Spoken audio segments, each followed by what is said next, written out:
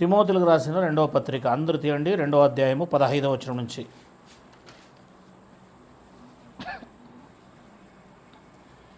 రెండవ పత్రిక 15వ వచనం నుంచి. దేవుని ఎదుట ఎలా ఉండాలి?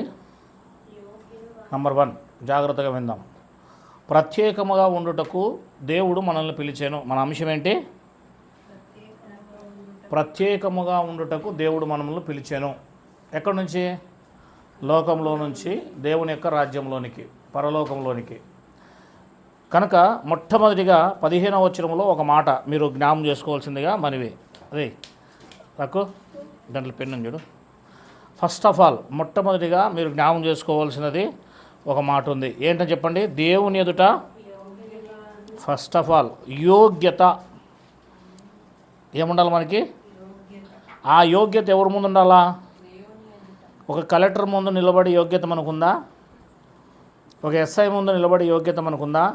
ఒక డాక్టర్ ముందు నిలబడి యోగ్యత మనకుందా? యోగ్యత అంటే అర్హత అని అర్థం. ఏంటి? అర్హత, కెపాసిటీ. ఏంట్రా నీ యోగ్యత అని అంటుంటారు. గమనిస్తాను ఎప్పుడన్నా? ఏంటి నీ అర్హత? ఏంటి నీ యోగ్యత? ఏముందని నీ దగ్గర? చదువు ఉందనా? డబ్బు ఉందనా? అధికారం ఉందనా? ఏ విషయంలో యోగ్యుడురా? చాలా నీలుగుతున్నావు నువ్వు అంటుంటారు. ఇక్కడ బైబిల్ అంటుంది దేవుని ఎదుట మనం యోగ్యులమై ఉండాలి. ఎవరి ఎదుట? దేవుని ముందు నిలబడినప్పుడు, దేవునిలో ఉన్నప్పుడు యోగ్యుడై ఉండాలి. ఆయన ముందు నిలబడే యోగ్యత మనకు ఉండాలి. వాడు చూడరా సీఎం పక్కలో పోయి నిలబడుతున్నాడు అంటే ఆ యోగ్యత అతనికి ఉందన్నమాట. ఆ యోగ్యత అతనికి ఉంది. అతను వెళ్తున్నాడు అక్కడికి, డైరెక్ట్గా తీసుకెళ్తాడు అక్కడికి.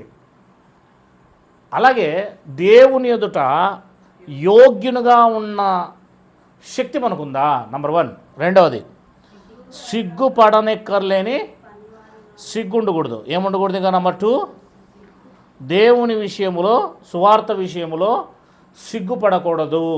ఏ పడకూడదు? సిగ్గుపడకూడదు. సువార్త ప్రకటించడానికి ఏం కాకూడదు మనము?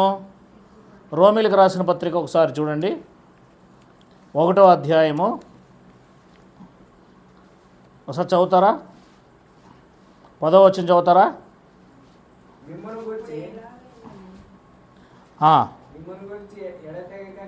ఇప్పుడు ఎలాగైనాను ఆటంకం లేకుండా మీ యొద్దకు వచ్చుటకు దేవుని చిత్తం వల్ల నాకు వీలు కలుగునేమో అని నా ప్రార్థన యందు ఎల్లప్పుడూ ఆయనను బతిమాలుకొనుచు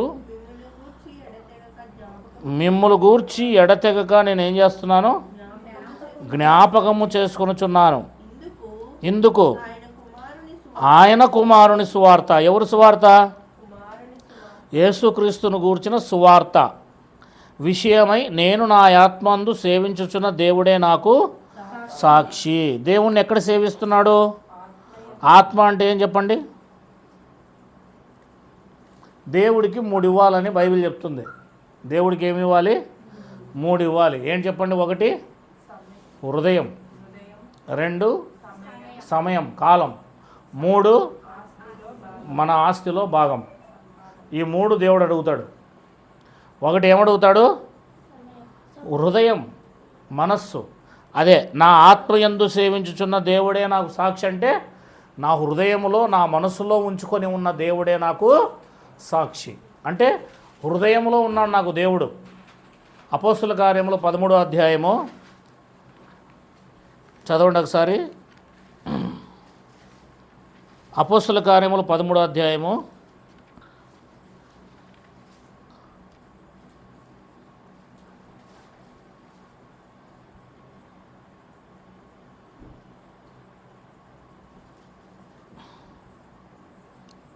అపోస్తుల కార్యములు 13వ అధ్యాయము తీశారా?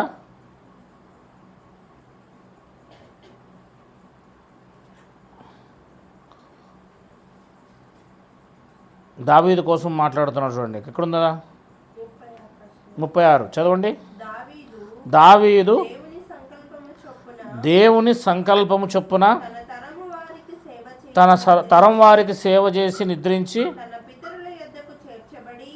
చేర్చబడి కుళ్ళిపోయాను కానీ కుళ్ళు పట్టలేదు. ఇంకా చెప్పాలంటే పైభాగంలో దావీదు నా హృదయానుసారుడు అని రాయబడి ఉంటుంది. ఎక్కడుందన్నమాట? దావీదు ఎవరి యొక్క హృదయానుసారుడు? 22వ వచనం చదవండి.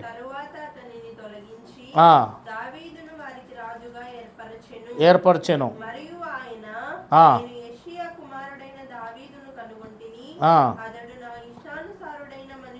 అది నా ఇష్టానుసారుడైన మనుష్యుడు అంటే నన్ను హృదయంలో ఉంచుకున్నవాడు, నన్ను ఆత్మలో సేవించేవాడు, నా ఇష్టానుసారుడైన మనుష్యుడు అని రాయబడింది.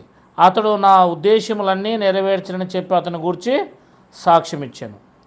13వ అధ్యాయము మొదటి సమూయేలు గ్రంథం 14వ వచనం చదవండి తొందరగా. మొదటి సమూయేలు గ్రంథం 13వ అధ్యాయము 14వ వచనం చదవండి. యెహోవా తన చిత్తానుసారమైన మనసు గల ఒకరిని చూసారా? దేవుడు మనల్ని కనుగొనాలి. యోగ్యత ఉందా లేదా? ఇప్పుడు దావీదుకి తన చిత్తానుసారమైన మనుష్యుని కనుగొని ఉన్నాడు అని రాయబడి చూడండి. తన చిత్తానుసారమైన మనుషుడు. ఎవరు చిత్తానుసారమైన మనుషుడు? యెహోవా తన చిత్తానుసారమైన మనస్సు గల ఒకరిని కనుగొని ఉన్నాడు అని రాయబడింది. ఎలాంటి చిత్తం కలిగి ఉన్నాడో ఒకసారి చూడండి. మొదటి దినవృత్తాంతములు 29వ అధ్యాయము. దావీదు దేవుని పట్ల ఉన్న ఆ యొక్క దృక్పథం ఎలాంటిదో ఒకసారి గమనిస్తే 29వ అధ్యాయము దేవునికి తన సమయాన్ని ఇచ్చాడన్నట్టు కనబడుతుంది, దేవునికి తన హృదయాన్ని ఇచ్చినట్టు కనబడుతుంది. 29 మొదటి దినవృత్తాంతములో. తర్వాత రాజైన దావీదు సర్వ సమాజముతో ఇలాగూ సెలవిచ్చెను. దేవుడు కోరుకొనిన నా కుమారుడైన సొలొమోను ఇంకనూ లేత ప్రాయం గల బాలుడై ఉన్నాడు. కట్టబో ఆలయము మనిషినికి కాదు దేవుడైన యెహోవాకి కనుక ఈ పని గొప్పది, బహు వింటున్నారా వాక్యము? నేను బహుగా ప్రయాసపడి నా దేవుని మందిరమునకు కావలసిన బంగారమును, వెండి పనికి వెండిని, ఇత్తడి పనికి ఇత్తడిని, ఇనుప పనికి ఇనుమును, కర్ర పనికి కర్రను, గోమేదికపును, చెక్కడపు రాళ్ళు, వింతైన వర్ణము గల చదవాలి మీరు, పలు విధము రాళ్ళను, మిక్కిలి వెలగల నానా విధ రత్నములు, తెల్ల చాలురాయి విశేషముగా మరియు నా దేవుని మందిరం మీద నాకు కలిగి ఉన్న మక్కువ చేత నేను ఆ ప్రతిష్ఠితమైన మందిరం నిమిత్తం సంపాదించిన వస్తువులు కాక నా సొంతమైన బంగారము వెండి నా దేవుని మందిరమునకు నేను సమర్పించుకోవడానికి ఇష్టము కలిగి ఉన్నాను. చూసారా? ఆయన సమయాన్ని ఇచ్చాడు, హృదయాన్ని ఇచ్చాడు, ఆ తర్వాత తన ధనంలో కూడా అతను భాగము ఇస్తున్నాడు. ఆయన ఇచ్చడమే కాకుండా పెద్దల దగ్గరికి వెళ్ళి, సామాన్య ప్రజల దగ్గరికి వెళ్ళి, అధికారుల దగ్గరికి వెళ్ళి, అధిపతుల దగ్గరికి వెళ్ళి, సైన్యాధిపతుల దగ్గరికి వెళ్ళి మీరేమైనా ఇస్తారా అని వారిని అడిగాడు. అందరూ కూడా ఇచ్చారు. 16వ వచనం. మా దేవా యెహోవా, నీ పరిశుద్ధ నామం యొక్క ఘనత కొరకు మందిరం కట్టించుటకై మేము సమకూర్చిన ఈ వస్తు సముదాయము నీ వలన కలిగినదే, అంతయు నీదై, మాతో ఉన్నదంతా నీదే అని చెప్పేసి అంటున్నాడండి. ఇలాంటి మంచి హృదయం కలిగి ఉండాలి మనం. అంటే ఉన్నదంతా మంది కాదు, దేవుడిది. అది తిరిగి దేవుడికి ఇచ్చింది కూడా దేవుడిదే, మన దగ్గర ఉన్నది కూడా దేవుడిదే. కొంచెం ఇవ్వగానే దేవుడికి మనం ఏమనుకుంటాము అంటే ఏదో ఇచ్చాము, ఏదో ఇస్తున్నాము అని ఫీల్ అవుతాం. అలా ఇస్తే ఆశీర్వాదాలు పొందుకోము. 17 నా దేవా, నీవు హృదయ పరిశోధించుచు యథార్థవంతుల యందు ఇష్టపడుచున్నావని నేను ఎరుగుదును. నేనైతే యథార్థ హృదయం గలవాడని ఇవి అన్నీ నా మనస్సులో నుండే ఇస్తున్నాను. నా మనస్సులో నుండే, నా మనస్సు పూర్తిగా, ఇంకా చెప్పాలంటే మనస్ఫూర్తిగా, హృదయానుసారంగా ఏదైనా దేవుడికి ఇచ్చేటప్పుడు ఎలా ఇవ్వాలి? హృదయముతో, మనస్సుతో ఇవ్వాలి, ఏడుచుకుంటూ ఇచ్చేది కాదు. కనుక ఇలా హృదయపూర్వకంగా తన జీవితాన్ని ఇచ్చాడు. కనుక ఈ విషయాలని మనం గమనిస్తూ ఉన్నాం. ఇంత యథార్థమైన జీవితాన్ని కలిగిన వాడు ఎవరు? దావీదు. Very good. ఇకపోతే 2వ తిమోతిలకు రాసిన పత్రిక 2వ అధ్యాయం, మన మూలవాక్యం 14వ వచనం దగ్గరికి వచ్చేద్దాం. చూడండి, 15వ వచనం. మొదటిది మోషే ఏంట్రా చదువు. దేవుని ఎదుట 2వ తిమోతిలకు రాసిన పత్రిక 2వ అధ్యాయం 15వ వచనం. దేవుని ఎదుట, ముందు దేవుని ఎదుట మనము యోగ్యత కలిగి ఉండాలి. రెండవది సిగ్గు ఉండకూడదు. మనకి ఏముండకూడదు? సిగ్గుపడ నక్కరలేని పనివానిగాను. రోమపత్రిక 1:16 చదవండి ఒకసారి తీసి తొందరగా.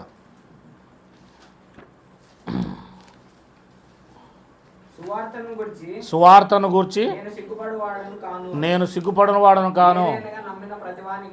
ఏలయనగా నమ్ము ప్రతివానికి, మొదట యూదునికి, గ్రీసు దేశస్థునికి. అది అసలు సువార్తయే మనిషిని పరలోకానికి తీసుకెళ్తుంది. దాన్ని ప్రకటించడానికి మనం సిగ్గుపడితే అవతల వేకి నరకానికి పోవడానికి కారణం మనమే అవుతాం. కనుక ఇక్కడ అంటున్నాడు 2:15లో తిమోతికి రాసిన పత్రికలో, సిగ్గుపడనక్కర్లేని పనివానిగాను. అంటే దేవుడు మనల్ని ఎందుకు పిలిచాడు? ప్రత్యేకముగా ఉండటానికి దేవుడు మనల్ని పిలిచాడు. నంబర్ 1, ఈ లోకం వేరుగా ఉండాలి, మనం వేరుగా ఉండాలి. ప్రత్యేకంగా అంటే నంబర్ 1, దేవుని ఎదుట యోగ్యునిగా ఈ ప్రపంచంలో మనుషులు ఉంటారా? ఉండలేరు. అందుకే నేను దేవుని ఎదుట యోగ్యునిగా ఉండడానికి దేవుడు పిలిచాడు. 2, నీవు సువార్త పనిలో కానీ దేవుని పనిలో కానీ సిగ్గుపడని వాడిగా ఉండాలి. లోకంలో వాళ్ళు సిగ్గుపడతారు దేవుని గురించి చెప్పాలంటే, నువ్వు సిగ్గుపడకూడదు. ఎందుకంటే ఆ లోకంలో వానికి జీవాన్ని ప్రసాదించేది సువార్త. ఇకపోతే సత్యవాక్యమును సరిగా ఉపదేశించువానిగాను నిన్ను నీవే దేవునికి కనపరుచుకున్నటకు జాగ్రత్త పడము. బోధ చేసేటప్పుడు దేవుని ఎదుట నేను ఎలా ఉన్నానని నన్ను నేను జాగ్రత్త పరుచుకోవాలి. 16, అపవిత్రమైన ఒట్టి మాటలకు విముఖుడవై ఉండము. ఇకపోతే ఇది 4వది. 4వది ఏంటి? అపవిత్రమైన మాటలు మాట్లాడే వాళ్ళకు దూరం అయిపోవాలి. ఏమన్నాడు? విముఖుడవై అంటే అర్థం ఏంటంటే దూరం అవ్వ వాళ్ళతో. గలీజ్ మాటలు మాట్లాడేవాళ్ళు, బూతులు మాట్లాడేవాళ్ళు, నోటి నుంచి ఇష్టం వచ్చినట్లుగా మాట్లాడుతూ ఉంటారు కదా, అలాంటి వాడికి దూరం అయిపో. అంటే ప్రత్యేకముగా ఉండే విధానం ఇది. చదవండి. అపవిత్రమైన ఒట్టి మాటలకు విముఖుడవై ఉండము. అట్టి మాటలు వారు మరి ఏమవుతారు? భక్తిహీనులుగా మాట్లాడతారు. అలా మాట్లాడే వారందరూ కూడా గలీజ్ మాటలు, బూతుల మాటలు మాట్లాడే వాళ్ళు ఏమవుతారు? ఒకరోజు భక్తిహీనతకు తీసుకెళ్తుంది. అంటే వాళ్ళలో భక్తిహీనత ఉంది కనుక వారు అలా మాట్లాడతారు. వారు భక్తిహీనులు గనుక అలా మాట్లాడతారు అని చెప్తా ఉన్నాడు దేవుడు. సరే, 17వ వచనం చదువురా మోషే. 17వ వచనం చదవండి.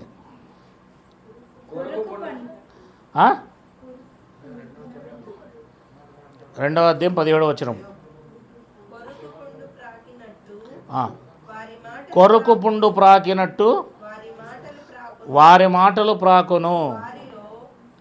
కొరకు పుండు ప్రాకినట్టు వారి మాటలు ప్రాకును. ఎలా ప్రాకుతాయి? కొరకు పుండు అంటే ఏంటి? క్యాన్సర్ గడ్డ. ఒక దగ్గర ఆరంభం అయితే తెలుసా ఫస్ట్ అది, తర్వాత దాని పక్కలో అట్లే మొత్తం శరీరం అంతా క్యాన్సర్ గడ్డలుగా మారి మొత్తం టోటల్గా శరీరంలో ఉన్న రక్తాన్ని అంతా పీల్చి పారేస్తాయి ఇవి. కొరకు పుండు అంటారు దాన్ని. లేకపోతే రక్తపు గడ్డలు వస్తున్నాయి చూడు, వేడిగుళ్ళు అంటారు, ఇక్కడై అలా ఒళ్ళంతా కూడా తయారవుతాయి. కనుక కొరకు పుండు ప్రాకినట్టు వారి మాటలు ప్రాగుతాయి. అంటే ఈ అపవిత్రమైన మాటలు మాట్లాడే వాళ్ళ మాటలు క్యాన్సర్ లాంటివి అనమాట. అవి వెరీ డేంజరస్. తను తానే తినేస్తాయి చివరికి. అవి ఎవరు తినేస్తాయి? ఆ బూతులు మాట్లాడే వాళ్ళని తినేస్తాయి అవి. ఆఖరికి వాడి జీవితం ఏమవుతుందంటే క్యాన్సర్తో చచ్చిపోతాడు. వారిలో ఎవరున్నారట? హుమేనయును ఫిలేతు ఉన్నారు అంటూ కిందేమన్నాడంటే విశ్వాసములో వారు తమ విశ్వాసాన్ని జరుపుకుంటారన్నాడు. ఏమన్నాడు? తమ విశ్వాసం జరుపుకుంటారు. భక్తిహీనులుగా మాట్లాడితే, అపవిత్రమైన మాటలు మాట్లాడితే మనిషి ఏమైపోతాడంట? విశ్వాసాన్ని కోల్పోతాడట. ఆఖరికి దేవుని పట్ల విశ్వాసాన్ని కూడా కోల్పోతాడు అని రాయబడించండి. ఇకపోతే కిందికి రండి డైరెక్ట్గా 19వ వచనంలో 2వ లైన్. ప్రభువు నామమును ఒప్పుకొనివాడు ప్రతి వాడును దుర్నీతి నుండి ఏమవ్వాలి? ప్రభువు నామాన్ని, యేసుక్రీస్తుని ఎవరైతే నమ్ముకున్నారో వారు ఏమవ్వాలి? దుర్నీతి అంటే నీతికి ఆపోజిట్ ఏంటి? దుర్నీతే కదా, పాపం కదా. ఆ పాపం నుండి ఏమవ్వాలి? తొలగిపోవాలి. తొలగిపోవాలి. పాపం చేయకుండా నీతిగా బ్రతకాలి, దుర్నీతిగా బ్రతకూడదు. కనుక ప్రభువు నామాన్ని ఎవరైతే ఒప్పుకున్నారో ప్రతివాడును దుర్నీతి నుండి తొలగిపోవాలన్నది దానికి ముద్రగా ఉన్నది అంటూ ఒక ఎగ్జాంపుల్ చెప్పాడు. ఇక్కడ ఏమని చెప్పాడు చూడండి. గొప్ప ఇంట్లో వెండి పాత్రలు ఉంటాయి, బంగారు పాత్రలు ఉంటాయి, అవి కాక కర్రవి ఉంటాయి, మట్టివి ఉంటాయి. వాటిలో కొన్ని ఘనతకు ఉపయోగిస్తారు, కొన్ని ఘనహీనతకు వినియోగపడతాయి. అవునా? వెండి లెట్రిన్కి తీసుకుపోము, వెండిని మనం స్నానానికి వాడము, బంగారు స్నానానికి వాడము. అవి ఘనతకు వాడబడే వస్తువులు. అవి కర్రవి, మట్టివి ఇవన్నీ కూడా ఘనహీనతకు వాడబడే వస్తువులు. కనుక నువ్వు ఏ పాత్ర అయి ఉన్నావో అంటున్నాను ఇక్కడ. వెండి ప్లస్ బంగారు, తర్వాత కర్ర, ఆ తర్వాత మట్టి. ఘనతకు వాడేటివి ఉన్నాయి, ఘనహీనతకు వాడేటివి కూడా ఉన్నాయి. ఒకసారి రోమిలకు రాసిన పత్రిక 9వ అధ్యాయం మనం ధ్యానించినట్లయితే చదవండి ఒకసారి. 15వ వచనం. అందుకు మోషేతో ఇలాగూ, ఎవనిని కరుణింతునో వానిని కరుణింతును, ఎవని ఎడల జాలి చూపుదునో వాని ఎడల జాలి చూపుదును, కాగా పొందగోరు వాని వలనైనను ప్రయాసపడు వాని వలనైనను కాదు గాని కరుణించు దేవుని వలనే ఆగును. మరియు లేఖనం ఫరోతో ఇలాగూ చెప్పిందట్లే, నేను నీ యందు నా బలము చూపుటకు, నా నామం భూలోకమంతటా ప్రచురించుటకు అందు నిమిత్తమే నిన్ను ఎందుకు నియమించాడు అంటే భూలోకమంతటా అతని నామం ప్రచురం నిమిత్తమే దేవుడు అతన్ని ఏర్పాటు చేసుకున్నాడు. ఇంకేమన్నాడు కింద? కావున ఆయన ఎవరిని కనికరింపగోరునో వారిని కనికరించును, ఎవరిని కఠినపరచగోరునో వారిని ఆయన కఠినపరుస్తాడు. కనికరించేది దేవుడే, కఠినపరిచేది దేవుడే. నువ్వు దేవుని నమ్మకుండా ఉండేటట్టు చేసేది దేవుడే, నువ్వు దేవుని నమ్ముకునేటట్టు చేసేది కూడా దేవుడే. అది దేని బట్టి ఉంటుందంటే నీ యొక్క మనస్సును బట్టి ఉంటుంది, నీ హృదయాన్ని బట్టి ఉంటుంది, దేవుని పట్ల నీకున్న ఆ కోరికను బట్టి ఉంటుంది. డిజైర్ అంటారు దాన్ని, ఆశను బట్టి ఉంటుంది. అట్లయితే ఆయన చిత్తమును ఎదిరించువాడెవడు, ఆయన ఇంకనూ నేరమోపునేలా అని నీవు నాతో చెప్పుదువు. అవును కానీ ఓ మనుష్యుడా, దేవునికి ఎదురు చెప్పుటకు ఏంటి దేవా, నువ్వు కొందరిని కఠినపరుస్తావు, కొందరిని కనుకరిస్తావు, ఏంటి ప్రభువా అని అన్నావు అనుకో, నువ్వెవడో నాకు చెప్పడానికి అంటున్నాడు దేవుడు. ఎందుకంటే దేవుని యొక్క తెలివి జ్ఞానము మానవునికి మించింది కనుక ఆయన మాట్లాడే దానికి మనం వ్యతిరేకంగా మాట్లాడకూడదు అంటున్నాడు. నువ్వు అడగడానికి నీకు హక్కు లేదంటున్నాడు. ఒక ముద్దలో నుండి ఏం చేస్తామట? చదవాలి 21. ఒక ముద్దలో నుండి ఒక ఘటము ఘనతకును ఒకటి ఘనహీనతకును చేయుటకు మంటి మీద కుమ్మరవానికి అధికారం లేదా? ఎగ్జాంపుల్ చెప్తున్నాడు. ఒక ముద్ద తీసుకొని, ఒకే ముద్ద, అందులో ఒకటి బంగారంలాగా కోటీశ్వరుడికి ఉపయోగపడే చేయొచ్చు, ఆయన కోట్ల రూపాయలు విలువ చేసేది. అదే ముద్దలో నుంచి చీప్గా ఉండే వస్తువును కూడా చేయొచ్చు. కుమ్మరి చేతిలో ఉంది అది. అలాగే నేను కూడా కుమ్మరిని. ఒకటి నేను ఘనతకు ఉపయోగిస్తాను, ఒకటి నేను ఘనహీనతకు ఉపయోగిస్తాను. ఆ మాట అంటున్నాడు 22. అలాగూ దేవుడు తన ఉగ్రతను అగుపరచుటకును తన ప్రభావమును చూపుటకును ఇచ్చయించిన వాడై నాశనమునకు సిద్ధపడి ఉగ్రత పాత్రులమైన ఘట్టములను ఆయన బహుదీర్ఘశాంతముతో సహించిననేమి, మరియు మహిమ పొందుటకు ఆయన ముందుగా సిద్ధపరిచిన కరుణాపాత్ర ఘటముల ఎడల, అనగా యూదులలో నుండి మాత్రమే గాక అన్యజనుల్లో నుండి ఆయన పిలిచిన మన ఎడల తన మహిమైశ్వర్యము కనపరచవలననేమి అని రాయబడింది ఇక్కడ. అంటే కొందరిని ఘనతకు, కొందరిని ఘనహీనతకు పాత్ర అంటున్నాడు చూడండి అక్కడ. కరుణాపాత్ర. దేవుడు తన చిత్తానుసారంగా ఆయన చేసుకోవడానికి ఆయనకు అధికారం ఉంది. అదే దేవుడు అంటే. ఇక్కడ కూడా ఏమంటున్నాడు? తిమోతికి రాసిన 2వ పత్రిక 2వ అధ్యాయము 20 వచనములో, వెండి ఉంటాయి గొప్పింట్లో, బంగారు ఉంటాయి, కర్రవి ఉంటాయి, మట్టి కూడా ఉంటాయి. వాటిలో కొన్ని ఘనతకు, కొన్ని ఘనహీనతకు వినియోగింపబడును అంటూ తిమోతికి పౌలు గారు 21లో ఎవడైనను వీటిలో చేరక తను తాను పవిత్రపరచుకునేలా వాడు పరిశుద్ధపరచబడి అని రాయబడి చూడండి. అంటే మనము ఘనహీనతలో అనే పాత్రలోకి మనం ఏం కాకూడదు, చేర్చబడకూడదు. మనము ఘనహీనమైన పాత్రలోకి చేర్చబడకూడదు. తను తాను ఏం చేసుకుంటూ ఉండాలి, పవిత్రపరచుకొని నీడలో వాడు పరిశుద్ధపరచబడి. అంటే దేవుడు పరిశుద్ధపరచడం మనల్ని మనమే ఏం చేసుకోవాలి, పరిశుద్ధపరచుకోవాలి. నేను మట్టి పాత్రగా ఉండకూడదు, వెండి పాత్రగా ఉండాలి. నేను కర్ర పాత్రగా ఉండకూడదు, నేను బంగారు పాత్రగా ఉండాలి.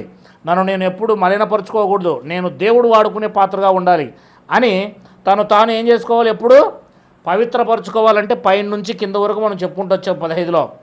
యోగ్యునిగాను, సిగ్గుపడనక్కర్లేవనిగాను, సత్యవాక్యము సరిగా విభజించేవాడిగాను, అపవిత్రమైన వట్టి మాటలు మాట్లాడకుండా, బుద్ధిహీనుడుగా మారకుండా, భక్తిహీనుడుగా ఉండకుండా, విశ్వాసములోనే తొలగిపోకుండా, సత్యములో నిలబడి, దుర్నీతి నుండి దూరమై అంటూ ఈ మాటలన్నీ చదువుకుంటూ వచ్చాం కదా. అవన్నీ కూడా మనలో ఉండకుండా వీటిలో చేరొద్దు. నువ్వు వాటిలో చేరకుండా మనం ఏమవ్వాలి, 21 మళ్ళీ చదవండి. ఎవడైనాను వీటిలో చేరక తన్ను తాను పవిత్రపరచుకొనిన ఎడల వాడు పరిశుద్ధపరచబడి, యజమానుడు అంటే ఎవరు ఇప్పుడు ఇక్కడ, దేవుడు వాడుకొనుటకు అర్హమై ప్రతి సత్కార్యమునకు సిద్ధపరచబడి ఘనత నిమిత్తమైన పాత్రగా ఉండును. ఇప్పుడు ఘనత నిమిత్తమైన పాత్రలు ఏవి, వెండి బంగారం, అవి ఘనమైనవి. కర్ర మట్టి ఏంటి, అందులో చేరకూడదు. మనం ఎందులో చేరాలి అంటే సంఘములో 2 రకాల మనుషులు ఉంటారు. ఒకటి కర్ర మట్టి, వెండి బంగారు. నువ్వు దేంట్లో చేరుతావో దాన్ని బట్టి నీకు దేవుడు వాడుకుంటాడు. దేవుడు ఎప్పుడు వాడుకుంటాడు, ఒక మనిషిని దేవుడు వాడుకుంటున్నాడు అంటే వాడు కర్ర మట్టిని దాటి వెండి బంగారు అయి ఉన్నాడని అర్థం. తను తాను పరిశుద్ధపరచుకుంటూ ఉంటేనే, తను తాను అపవిత్రంగా ఉంచుకోకుండా జీవిస్తూ ఉంటేనే ఒక మనిషిని ఆత్మీయంగా ఎదుగుదల చేస్తూ వాడిని వాడుకుంటాడు దేవుడు.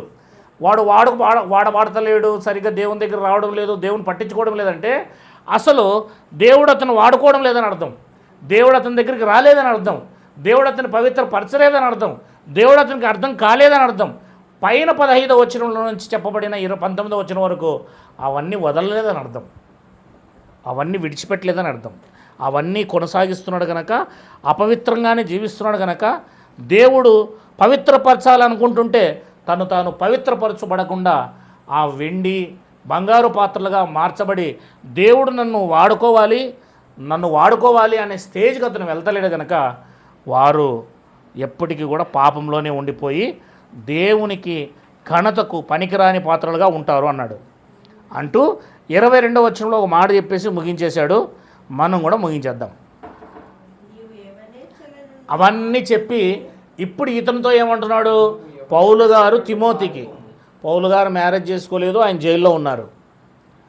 తిమోతి మ్యారేజ్ చేసుకోలేదు, ఎఫ్ఎస్సి సంఘ కాపరిగా ఉన్నాడు. ఎఫ్ఎస్సికి సంఘ కాపరిగా ఉన్నాడు. ఎఫ్ఎస్సిలో పెట్టేశాడు ఆయన్ను. ఆల్రెడీ సంఘ కాపరిగా ఈయన దరిదాపులుగా ఇప్పటికి ఒక 6-8 ఏళ్ళ నుంచి చేస్తున్నాడు. మరి ఆయనకు రాస్తూ లెటర్ ఏమంటున్నాడు, నాయనా నువ్వు యవ్వన కాలంలో ఉన్నావు అంటే, ఈయన అప్పటికే వృద్ధాప్యంలోకి వచ్చేసాడు పౌలు గారు, 60 దాటాయి కనుక ఈయన యవ్వనంలో ఉన్నాడు ఇప్పుడు పౌలుగా, ఎవరు తిమోతి గారు. ఇప్పుడు నువ్వు యవ్వనంలో ఉన్నా కనుక, నీవు మ్యారేజ్ చేసుకోలేదు కనుక, సంఘంలో ఉన్నావు కనుక ఎలా ఉండాలి అంటే, నీవు యవ్వన ఎచ్చల నుండి పారిపోము. ఎడికి పారిపోతాడు, యవ్వన ఎచ్చలు ఖచ్చితంగా వస్తాయి యవ్వన కాలంలో. ఆ యవ్వన కాలంలో ఆ యవ్వన ఎచ్చల నుండి నువ్వేమవ్వాలి, పారిపోమ్ము అంటే కింద ఫుట్నోట్లో విడిచి పారిపోమ్ము అంటే అర్థం ఏంటంటే, యవ్వన ఎచ్చలు జరిగే అవకాశం ఉన్న ప్లేసెస్ కొన్ని ఉంటాయి.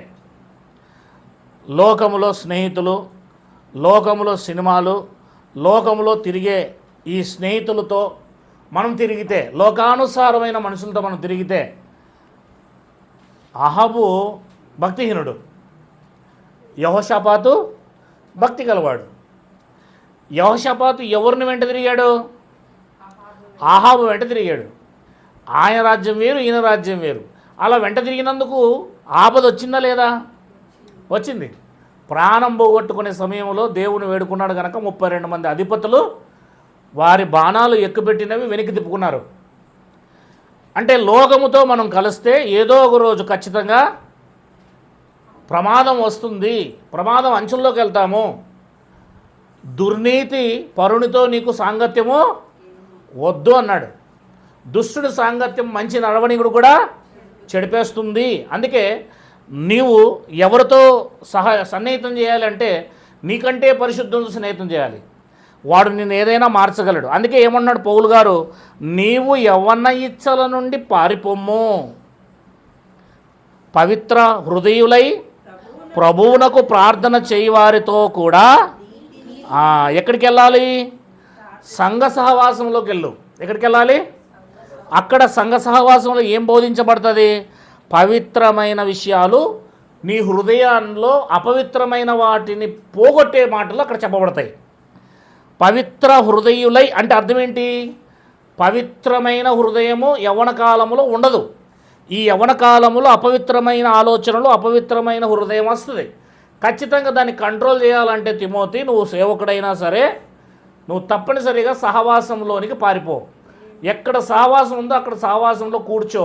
అప్పుడు పవిత్రమైన మాటలు నీకు వినిపించినప్పుడు, ప్రభువునకు ప్రార్థన చేయవారితో కూడా అక్కడ ఉన్నప్పుడు నీతి, ఆ దేవుని పట్ల విశ్వాసము, ప్రేమ, దేవుని పట్ల ప్రేమను, సమాధానము అక్కడ దొరుకుతాయి నీకు. అవి నువ్వు లోకముతో పాటు వెళ్ళావు అనుకో, లోకములో ఇవన్నీ కూడా నీకు దొరకవు, నువ్వు ఇబ్బంది పడతావు, నీ యొక్క జీవితాన్ని కొనసాగించుకోలేవు, అపవిత్రుడు అయిపోతావు. కనుక వీటికి దూరంగా నువ్వు జరుగు, వీటితో నువ్వు సాన్నిహిత్యము చెయ్యవద్దు అని చెబుతూ వచ్చాడు. మనకి ఇప్పుడు ఏమర్థం కావాలి? 15వ వచనం నుంచి 22వ వచనం వరకు ఘనమైన పాత్రగా ఎవరున్నారు? తిమోతి ఉన్నారు. తిమోతి ఘనమైన పాత్ర.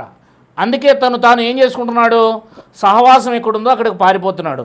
సహవాసానికి పారిపోకపోతే, మోకాలు ఉండకపోతే, బైబిల్ చదవకపోతే, ప్రార్థనా జీవితం లేకపోతే మనిషి తాను అదుపు చేసుకోవడము, కంట్రోల్ చేసుకోవడము అతని చేతిలో లేదు.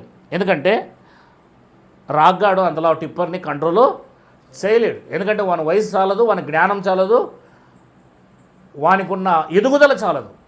కానీ దేవుడికి సమస్తము సాధ్యం. కనుక దేవుడైతే ఏం చేయగలడు? నడిపించగలడు, నడిపించి చూపించగలడు. కనుక ఆ దేవుణ్ణి మనం, నా వల్ల కాదు పాపాన్ని జయించడం. మనిషికి పాపాన్ని జయించడం ఈ భూమి మీద ఎవరికి కూడా సాత కాదని పౌలు గారే చెప్పారు. నా యందు మంచిది ఏది లేదు, నేను మేలు చేయడానికి ప్రయత్నం చేస్తుంటే ఈ శరీరం నన్ను కీడికే ఈడ్చుకొని పోతుంది, కనుక నాకు సపోర్ట్ కావాలని అడిగాడు. ఏం కావాలని అడిగాడు? నన్ను సపోర్ట్ చేసేవాళ్ళు కావాలని అడిగాడు. అప్పుడే సపోర్ట్ దొరికింది ఆయనకు. ఎవరు? క్రీస్తు యొక్క ఆత్మ, దేవుని ఆత్మ. ఆ సపోర్ట్ తీసుకొని ఎందరు దేవుని ఆత్మ చేత నడిపింపబడుదురో వారు దేవుని కుమారులై ఉందురు. అంటే దేవుని ఆత్మ చేత వ్రాయబడిన వాక్యము దగ్గరికి వస్తే ఈ మాటలు విన్నప్పుడు విశ్వాసం కలిగిస్తాయి, దేవుని పట్ల మనకు ఉన్న మక్కువ, ప్రేమను కలిగిస్తాయి, మనలో నీతిని కలిగిస్తాయి. నీతిగా, దుర్నీతి కాదు, నీతిగా ఎవరైతే జీవిస్తారో వారు దేవునితో సమాధానం కలిగి జీవిస్తారు. కనుక పైనున్న వాటిలోన మనం ఏం చేయకూడదు? ఇప్పుడు మట్టిలో, కర్రలో మనం పాలు పంచుకోకుండా దేవుడు వాడుకునే పాత్రగా, దేవుడు వాడుకునే పాత్ర ఎప్పుడు ఎట్లా ఉంటాడంటే దేవుని పరిచర్యలో నంబర్ 1గా ఉంటారు, దేవుని ప్రార్థనలో నంబర్ 1గా ఉంటారు, దేవునికి పాడాలన్న విషయంలో నంబర్ 1గా ఉంటారు, దేవునికి ఇవ్వాలనే విషయంలో నంబర్ 1గా ఉంటారు. వారు ఉదయమే వస్తారు, కన్నీటితో ప్రార్థన చేస్తారు, వారు వాక్యం చదువుతారు, దేవునితో అప్పుడే వేరుగా ఉంటారు. వాళ్ళు ఎదుగుదల కనబడుతుంది వాళ్ళలో ఎదుగుదల, ఆత్మ సంబంధమైన ఎదుగుదల. అంటే దేవుడు అప్పుడు ఏం చేసాడు? వాళ్ళని పవిత్రపరిచి దేవుడు తన చేతిలోకి తీసుకొని ఉన్నాడు అన్నమాట పాత్రని. అందుకే ఆ పాత్ర వాడబడతా ఉంటుంది. పౌలు గారు ఒకప్పుడు హింసకుడు, దూషకుడు, హానికరుడు, దేవునికి నచ్చినవాడు, సంఘాన్ని ఇబ్బంది పెట్టేవాడు. అలాంటి పౌలు గారు సంఘాన్ని హింసించడానికి తమస్కా పట్టణానికి వెళ్తూ ఉంటే దేవుడు దిగి వచ్చి ఆ యొక్క ఘనహీనమైన పాత్రను ఘనమైన పాత్రగా వాడుకున్నాడు. వాడుకున్న తర్వాత ఏమన్నాడు? నువ్వు నా కోసం రాజులను ఎదిరించాలి, అన్నిల దగ్గరికి వెళ్ళాలి, నీకు ఏ హాని కలగకుండా నేను చూసుకుంటాను అని చెప్పాడు. ఆ పాత్రను వాడుకున్నాడో లేదో ఒకసారి చూడండి. నిజంగా 9వ అధ్యాయం అపోస్తుల కార్యము చదివి ముగించేద్దాం.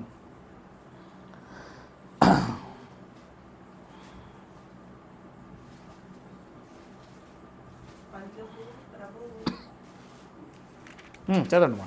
అందుకు ప్రభు నీవు వెళ్ళుము. ఎక్కడుంది? 15. 15వ వచనం. అందుకు అందుకు ప్రభు ప్రభు నీవు వెళ్ళుము, అన్యజనుల ఎదుట, రాజుల ఎదుట, ఇశ్రాయేలు ఎదుట నా నామం భరించుటకు ఇతడు నేను ఏర్పరచుకొను. అదిగో సాధనమై ఉన్నాడు అన్న దగ్గర కింద ఏమని ఉంది? చెప్పానా నేను? పాత్ర. ఇప్పుడు ఇతను బంగారు పాత్రగా మారిపోయాడు, మట్టి పాత్రగా, కర్ర పాత్రగా ఉన్నవాడు ఎలా మారిపోయాడు? ఇప్పుడు దేవుడి చేతిలో బంగారు పాత్రగా మారిపోయాడు. ఇప్పుడు ఆ పాత్రను దేవుడి చేతిలో పట్టుకున్నాడు. నేనున్నాను పౌలు, నిన్ను ఎవడరా తాకేది అసలు అన్నాడు. నీ వెనకాల నేనున్నాను, నీ ముందు నేనున్నాను, నేను ఆవరించి ఉన్నాను. నేను టచ్ చేయాలంటే ఎవడైనా సరే ముందు నన్ను టచ్ చేయాలి. సంఘాన్ని టచ్ చేయాలంటే ముందు నన్ను టచ్ చేయాలి. నిన్ను టచ్ చేయాలంటే అపోస్తులుడుగా ముందు నన్ను టచ్ చేయాలి.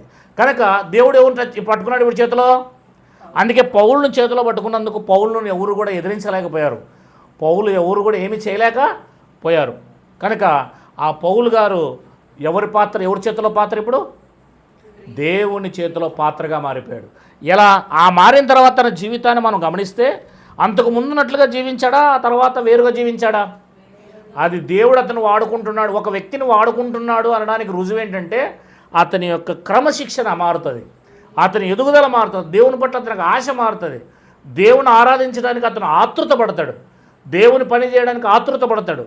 దేవుడు దేవుడు దేవుడు దేవుడు దేవుడు అంటూ తను దేవుని హృదయంలో ఉంచుకుంటాడు. తనకు కాలాన్ని ఇస్తాడు, సమయాన్ని ఇస్తాడు, దేవునికి తన సమస్తాన్ని కూడా ఇచ్చుకుంటాడు. వీటిలో చేరక పౌలు నువ్వు జాగ్రత్త పరుచుకో. పౌలు అంటున్నాడు, తిమోతి నువ్వు జాగ్రత్త పరుచుకో, ఘనమైన వాటిలోనే ఉండాలి. నువ్వు ఇందులోకి వచ్చావనుకో దేవుడు నిన్ను విసర్జిస్తాడు. ఆ యొక్క మట్టి పాత్రలను, ఆ యొక్క లబ్బర్ పాత్రలను, లేకపోతే ఏంటది ఆ కర్ర పాత్రలను దేవుడు వాడుకోడు. నువ్వు వెండి పాత్రలుగా, ఘనమైన పాత్రలుగా ఉంటావా, నేను దేవుడు వాడుకుంటాడు. ఆఖరి వరకు నీ జీవితాన్ని జాగ్రత్త పరుచుకుంటావు. నేను ఇక ఈ లోకాన్ని వదిలి వెళ్ళిపోతున్నాను, నేను నా జీవితాన్ని కడముట్టించుకున్నాను విశ్వాసంలో, నువ్వు ఇంకా యవనంలో ఉన్నావు, నేను పాస్ అయిపోయాను, నేను నా దేవుని దగ్గర వెళ్ళిపోతున్నాను అని చివరిలో మాట్లాడుతున్న మాటలు 66, 67లో. కనుక భద్రపరిచి నీ సేవను కడముట్టించుకొని నువ్వు వచ్చేసాయి అని చెప్పి ఆయన వెళ్ళిపోతూ ఉన్నాడు. కనుక దేవుడు మనల్ని పిలిచింది దేని కొరకు చెప్పండి? ఇప్పుడు లోకానికి వేరై బ్రతకడానికి. దేవుడు ఎందుకు పిలిచాడు? లోకంలో ఉన్నవాడికి వల్లే మనం కూడా బ్రతికితే మనం దేవుని చేతిలో వాడబడే పాత్రలమో కాము. ఇది మీరు అర్థం చేసుకుంటారని ఆశిస్తూ